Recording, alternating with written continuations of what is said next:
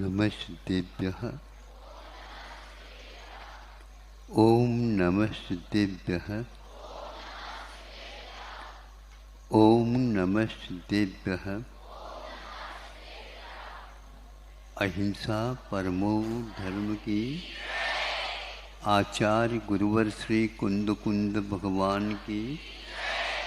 आचार्य गुरुवर श्री ज्ञान सागर मुनि महाराज की।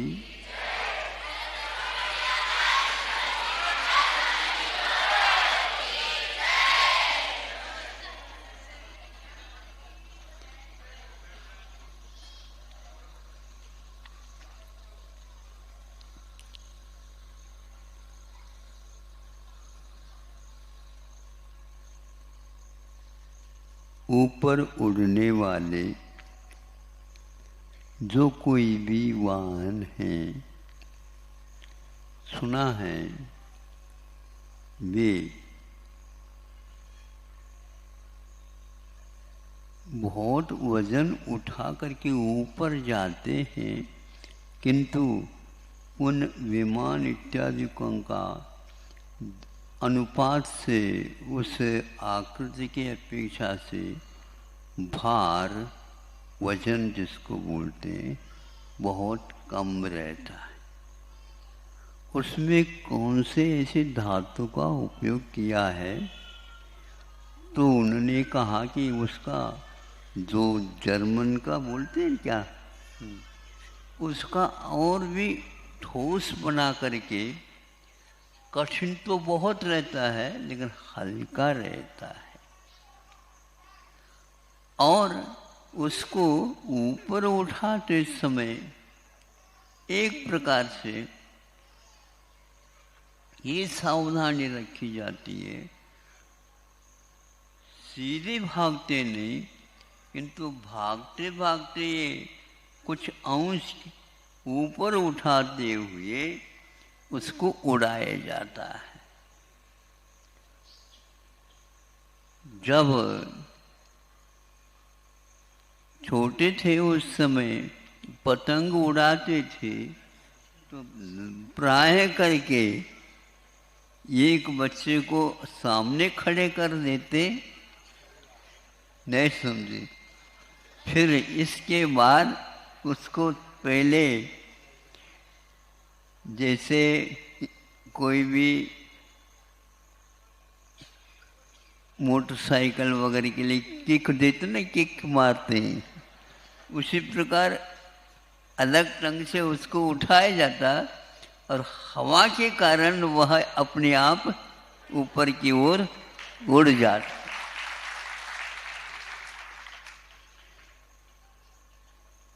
तो उसकी आकृति के बारे में हम सोचते हैं, उस वाहन के, तो जैसे पक्षी होते हैं लगभग वैसे ही होते हैं, और इस वाहन के में पक्षी के अनुसार पंख जैसे कुछ भी नहीं होते, लेकिन इस प्रकार आकार रख करके सामने उसको मछली की भांति ऐसे आकार दिया गया है, जिसके द्वारा वह उस हवा को चीरते हुए आगे की ओर बढ़ जाता है। उस हवा को चीरते हुए, तो वह आकृति ऐसे करने से वह चीरते हुए चले जाएगी वाहन, और इस ओर यदि मान लो करते हैं, वह पीछे की ओर चली जाएगी। यह सावधानी रखते हैं वो। जब वह उड़ जाता, जमीन से ऊपर हो जाता है, तो तीनों पहियों को पेट में ले लेता है। तीन पहिए रहते ना, रिक्शा वगैरह के भी होते तीन पहिया, ऑटो रिक्शा, तो उसके भी तीन पैर रहते हैं, बिल्कुल भीतर पहुंच जाते हैं। महाराज ये उदाहरण तो हमने तो देखे हुए हैं, इससे उपदेश में क्या रहस्य आएगा? तो थोड़ा आएगा, थोड़ा सा आप साहस रखिए। एक तो गृहस्थ आश्रम में हमेशा जैसे विमान के जो वजन भार की ओर हम देखते हैं तो बहुत कम रहता है और वह हल्का रहता है और वह वेग गतिमान वाला होता है। सैकड़ों किलोमीटर एक आध घंटे में वो पार कर जाता है। इतना सरल होना चाहिए। जब हम उस पतंग को देखते हैं उस समय बहुत मेहनत उसके ऊपर कागज चिपकाते थे, भारी नहीं। हाँ, तो अन्यथा वह आगे बढ़ नहीं सकता। धागा जितने आप छूटते जाओ उतने वह ऊपर ही ऊपर की ओर चला जाता है। बैलेंस के साथ यह सब कुछ काम होता रहता है। गृहस्थों को भी इसी प्रकार पतंग या विमान के समान अपने कार्य गतिविधियों को हल्के रखना चाहिए, गिरावट ना हो। अनेक प्रकार के दुकान खोलते हैं लेकिन उसमें कई लोगों को सफलता नहीं मिलती। तो एकदम वो भारी भरकम उठाना चाहे तो कैसा होगा? विमान ऊपर उठता है उस समय बैलेंस उसका गतिमान नीचे की रहती है, लेकिन ऊपर उठते ही वह अलग रूप में उड़ते हुए आगे और बहुत गति के साथ हो जाता है। कि 3 पहियों के साथ वह गति नहीं दी जा सकती। 3 पहियों के साथ उसको गति नहीं दी जाती, इसलिए जो ही गति देते हैं त्यों ही 3 पहिया वो पेट में लिया जाता है। उसी प्रकार गृहस्थों को हल्का होना चाहिए, भारी भरकम क्या नहीं होने देंगे। आपके ऊपर विश्वास हमारा है ही नहीं। अंतिम घड़ी में चले जाते हैं, फिर भी दादाजी का हमेशा भैया लेन और देन नहीं समझे। हाँ, देन बहुत कम होगा, लेन बहुत है। अभी तो आप उस ओर देख ही नहीं रहे हो। उसी प्रकार हमारा कहना है, यदि आप हल्का नहीं होगे और अपने 3 पहिया जो बच्चे संतान हैं उनको दे ला करके छुट्टी, और आप खाली, अब हमारे पास कुछ नहीं बचा, क्या कर रहे हो? हम उड़ना चाह रहे हैं अब।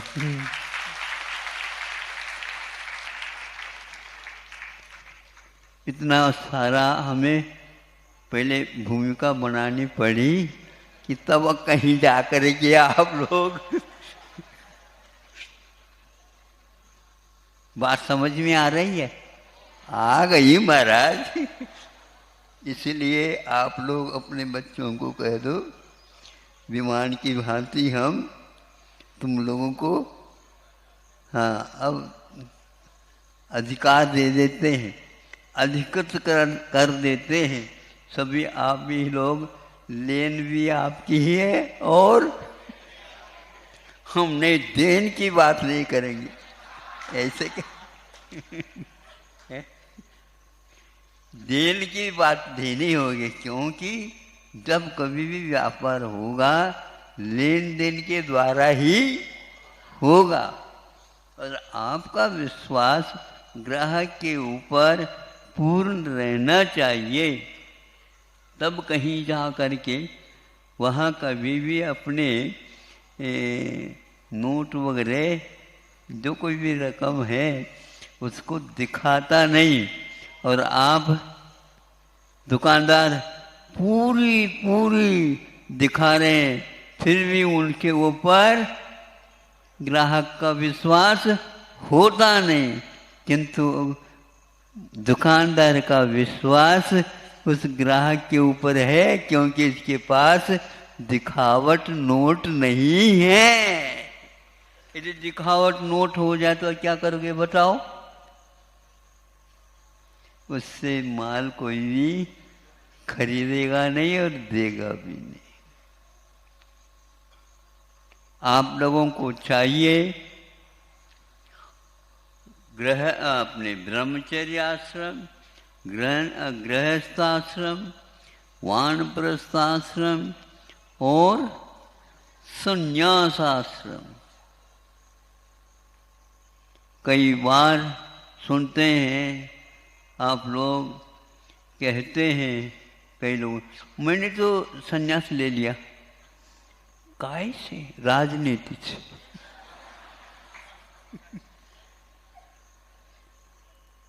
ये बात अलग है, 5 साल के लिए लिए,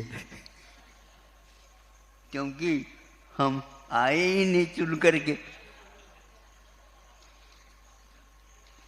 लेकिन इतने बैलेंस तो बनाए रखा, उनके वहाँ सांसदीय जो क्षमता है उसको ब्रेक नहीं लगाया गया। नहीं तो कभी कभी 5 साल के लिए अब आप आने का तो बात ही छोड़ दो, आप खड़े भी नहीं हो सकते। तो इसको सुन करके लड़खड़ाते हैं आप तो, अब कुछ चलेगा ही नहीं। इसी प्रकार कि यह संन्यास आश्रम की जो बात आती है, अपने आप में बिना 3 पहिए के वो चलेंगे, तब कहीं जाकर के भीतरी रत्नत्रय और फोर्स जो है आगे की ओर गति उसकी बढ़ेगी। नहीं है तो विमान होकर के भी कितनी भी भागे तो उसको हम विमान नहीं कह सकते हैं। परिणामों में भी इस प्रकार उत्थान पतन होता रहता है। तो सन्यासी होता है, वो श्वास भी लेता है और चलता भी रहता है, जैसे मानो चल रहा है, चलता है लेकिन श्वास भी लेता रहता है। ऐसा नहीं कि खड़े होकर के श्वास ले फिर बाद में कदम रखे। संन्यास आश्रम में भी उसके एक नीचे और ऊपर, नीचे और ऊपर, इसको ग्रंथों में संक्लेश और विशुद्धि नाम दिया है। हमें हमेशा हमेशा विशुद्धि नहीं रह सकती। जैसे पानी कितने भी पड़ो लेकिन वह एकदम साफ सुथरा नहीं हो सकता। ऊपर था उस समय तो श्वास वह शुद्ध था, किंतु जो ही जमीन को टच करता उसका रंग बदल जाता है। जैसे चाय के पत्ते में आ जाता है, कैसा आ जाता? उसमें दूध डालने से बस लाल हो गया।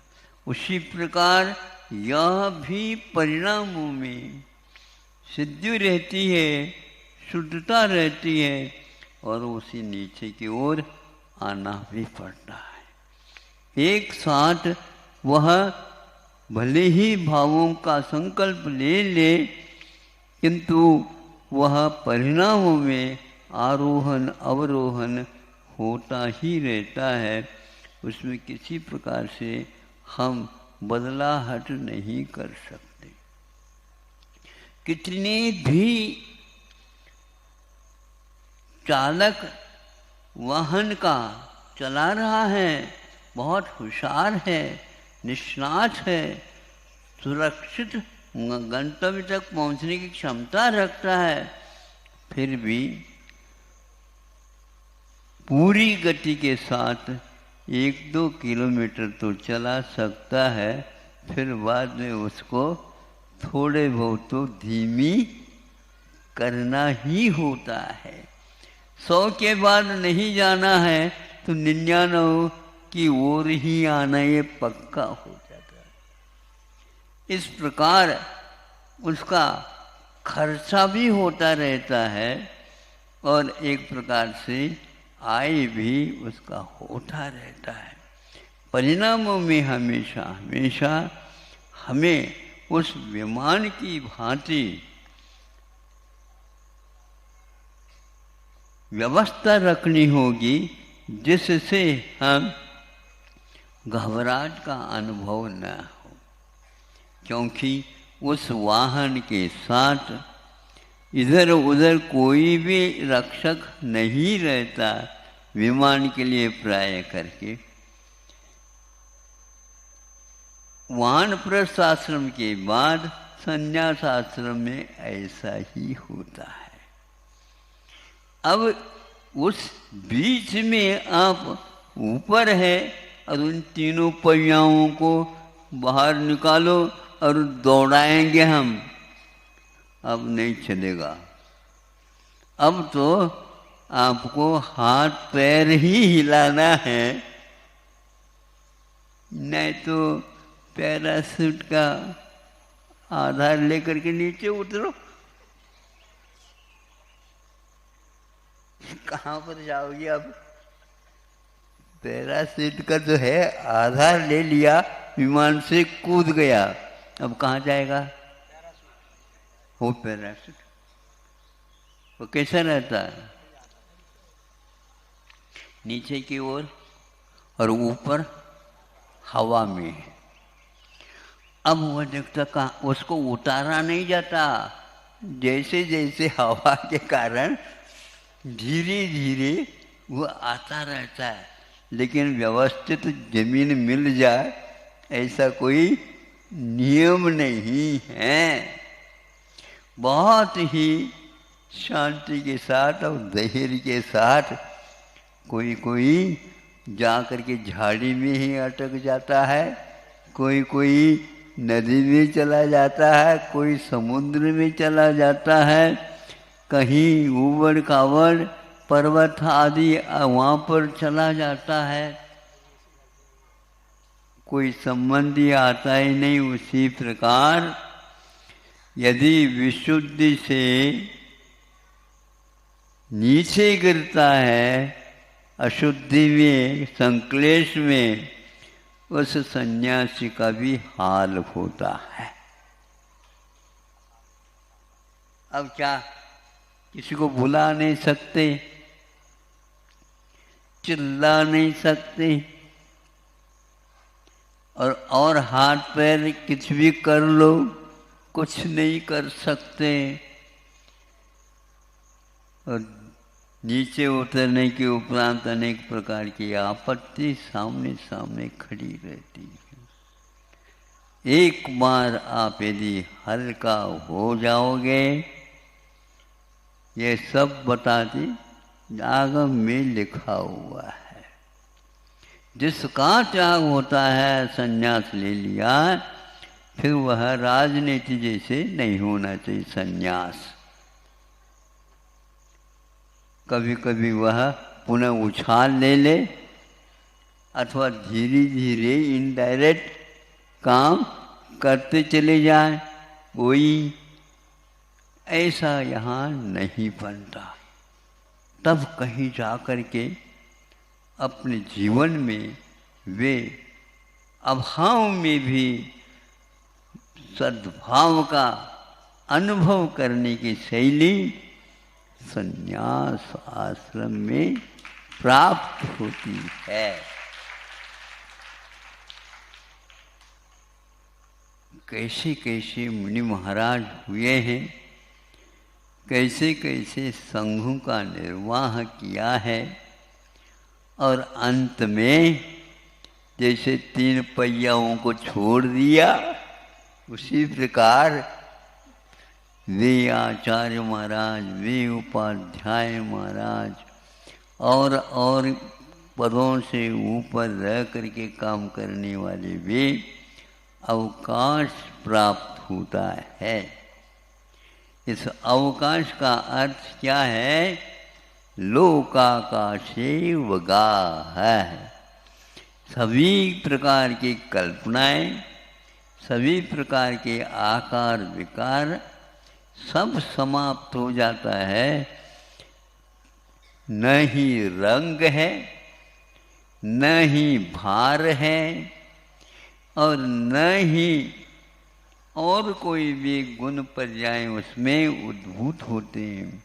उसको ज्ञेय तत्व आकाश तत्व की संज्ञा दी गई है। ऐसे आकाश में जैसे अवगाह होता है, उसी प्रकार संन्यास आश्रम में भी उस आत्म तत्व का अवकाश हमेशा हमेशा हल्का फुल्का होता है, तभी संभव है। नहीं है तो वह निश्चित रूप से पुनः भूमि गोचरी हो जाता, विमानवासी नहीं होगा, भूमि गोचरी। भूमि में आने के उपरांत फिर क्या होगा?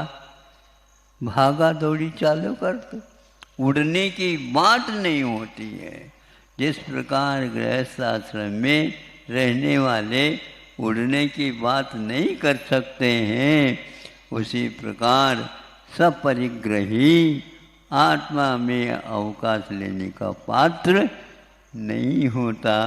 इसलिए परिग्रह को छोड़ने के बाद जोड़ने का स्वप्न कभी भी न देखे। यदि स्वप्न में भी दिख जाए, उसी समय कायोत्सर्ग कर लेना। 9 बार हम करवाएं, हमें बता दो तो हम करवा दें, क्योंकि जो ही हम बताने के लिए आए तो आंखें खुल जाएंगी। हैं? स्वप्न में करना भी होता है, जो दिन में अच्छे ढंग से करता है।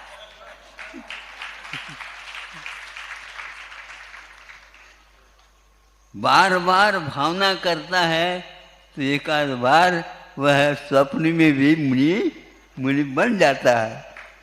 और बार बार समझाने के बाद भी बात नहीं आ पाती है। हम देख लेंगे, स्वप्न तो दूर, दिन में भी उसको कभी भाव स्थिर नहीं रह पाएगा। ये बहुत अभ्यास का काम है, भावना का काम है। अथवा उन भावना वाले और अभ्यास वाले या अभ्यस्त जो मुनि महाराज होते हैं, उनके पास रहने से, उनके बार बार चर्या को देखने से ये सब काम हो जाता है। इसलिए आप लोग याद रखेंगे, विमान तभी उड़ता है तो अनबैलेंस जब कभी भी हो जाता है, उसमें बहुत बड़ा खतरा होता है। कई बार सुनते हैं जो कौवा है अथवा चील है, गीद है, आदि आदि पक्षियों के टकराने से भी विमान धराशायी हो जाता है। ऐसे ही संन्यास आश्रम में भी कोई परिग्रह का पक्षी टकरा दे धराशायी हो जाता है। बहुत होशियारी के साथ इस विमान को चलाना होता है। धन्य है वे मुनि महाराज, इन सब संकटों के भी पार जा करके अपने विमान को सुरक्षित स्थान तक ले जाते हैं। अहिंसा परमो धर्म की।